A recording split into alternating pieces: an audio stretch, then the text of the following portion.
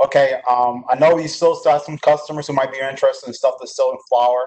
So this week we're going to be focusing on a lot of the Buddleias. This is a nice crop that's coming up. The very first variety I'm showing right now is the Buddleia Black Knight. It's also known as a butterfly bush. It's in the zone 5 to zone 9. It will get to 4 to 6 feet in height to 3 to 6 feet in width.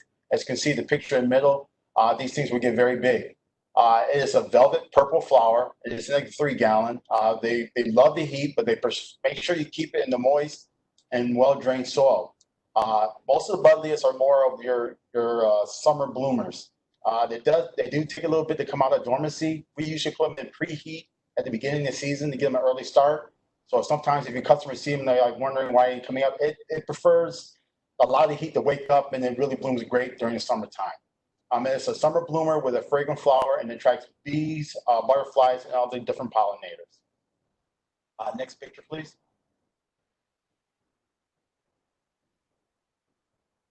Sorry. That's okay. All right, this is the Buddleia Grand Cascade. It is a zone 5 to zone 10. This will get to 5 feet in height to 6 feet in height to 7 to 8 feet in width. It's more, once it starts blooming, it's more of a cascading variety of the spikes will cascade. Once again, it's a summer bloomer, prefers to be in well-drained soil, and it is part of the series that's introduced by Walter's Gardens. And like I said, it has big flowers on cascading type of plants. Next picture, please.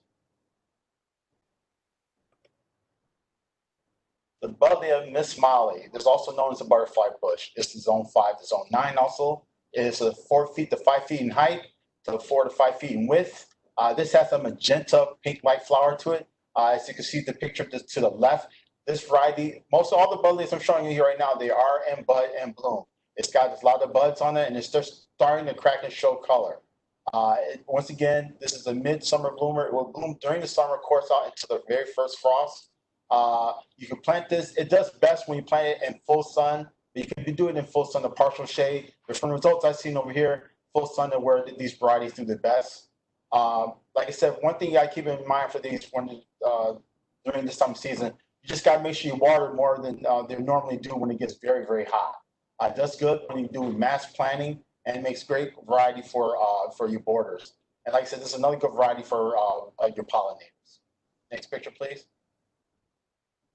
This is the next variety I have. It's the Miss Violet. What's another one is as you can see in the picture, it is cracking color, loaded with flowers. Like I said, these varieties, like all buddleias, I'm not gonna keep repeating it. But like I said, these are summer bloomers.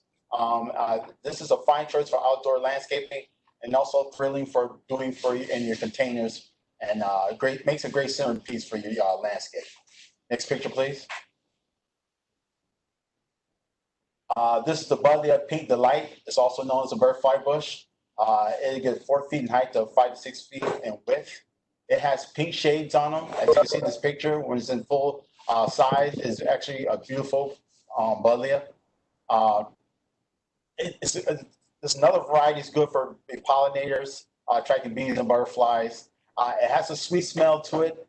I think the other thing you keep in mind for these buddleias, like I said, this one is they're all starting to show color. So if you got customers selling colors and some colors, buddleias is still good. These are still some good choices. Next picture, please. Now we're getting into the pucksters. This is the Buddleia Puckster Blue. The only difference between the pucksters and the other buddleias is the pucksters are considered to be more dwarf compared to the other buddleias. This is also zone 5 to zone 9. 24 inches in height that you will get to 24 to 36 inches in width.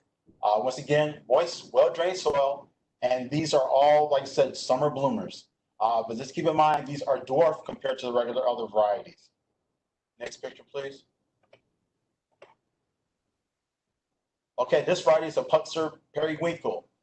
This also has a nice purple flower. Once again, dwarf variety. Like I said, good for your landscape and everything like that. Loaded with buds and flowers.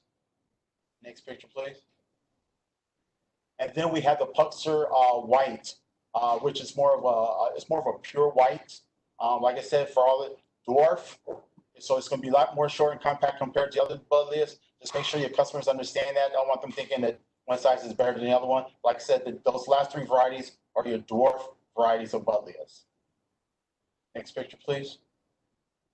All right, now we got the Coreopsis cream brulee. This is also known as Tixie. It is zone 4 to zone 9. It'll get 20 inches in height to 35 inches in width. This is a pure yellow flower. The picture to the left is the current picture I took yesterday. And we got quite a bit of these out there still, and it's got loaded with buds and flowers. It's be good for your landscape jobs or just on patio pots. They prefer to be planted in the direct sun. This has a deep yellow that's perfectly suited for the front and the middle of the border, as well as containers. Next picture, please. Now, last week we did most of the focusing on a lot of the little Kim series when it comes to hibiscus. This right here is the hibiscus lavender chiffon. It is loaded with buds and it's just starting to crack color. This is zone 5 through 9. It will get 8 feet to 12 feet in height to 4 to 6 feet in width. As you can see to the picture to the left, keep in mind how you plant these. Plant them for room to space because they will get big. It has a purple lavender flower. This is in a 3-gallon. It prefers to be well-drained soil. It does recommend that you prune this in the late winter or in the early spring. The great thing about this, some people like putting these in your patio pots for decoration for your decos or your deck. But it is recommended if you do that, make sure once it starts getting to full size, you're going to want to take that out of that and transplant that into your landscape. It's a great variety for bees, butterflies, and the great thing about this, deer resistance. Keep that in mind. That's becoming a very big, important thing at this time of season. Next picture, please. The Salvia numerosa Rose Marvel. This is one of our newer varieties we got this year. I'm really liking this variety. It has a very tall, purplish, pink spikes to it. It's very vibrant. It really stands out. This is the second crop we have. You can trim these and they will come back nicely. They are long lasting when it comes to starting to flower. It prefers to be in moist to well-drained soil. It can handle a wide range of pH and different textures in your soils. This variety is considered to be drought tolerant, which means that it can handle going a little bit on the dry side. So that's a good thing about when it comes to this heat. It does prefer to be planted in the direct sun. This is the beautiful salvia, and it's very vigorous, and it's, like I said, draws pollinators, and it's great for your garden. Next picture, please. On the opposite side of the roses, we have the blue marvel. Same characteristic as the roses, but this one has more of a violet blue flower on the spikes.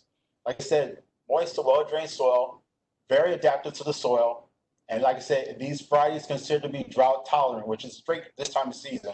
Just water it and just like plant in direct sun. This will give you some good lasting flowers. Very lovely, vigorous salvia that brings in the pollinators at any garden, sporting long spikes, and it's a very flagrant flower and highlighted back, deer resistant. Great thing to hear. And the last one is the Spigelia Little Redhead. This is another new variety we got this year. One thing I've noticed about this variety is when we first came out, they might have like 3 to 4 spikes on them. Once you trim it back, you get more numbers of a lot more, which is great. The more you trim it, you want to try to plant this or trim it to train it to be for something for mass planting. It has a dark red tubular flower with yellow interior. This is a variety that's mostly good for attracting hummingbirds.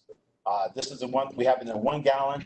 It can tolerate basically your average soil. This variety is more of a late spring bloomer. It will bloom from the spring all the way up into the midsummer. We have this variety planted basically in the full sun, but it is said it's considered to be, you want to plant in the full sun to part shade. Grows naturally in either sun or shade. It requires good drainage to thrive. And it's, like I said, great variety for attracting hummingbirds.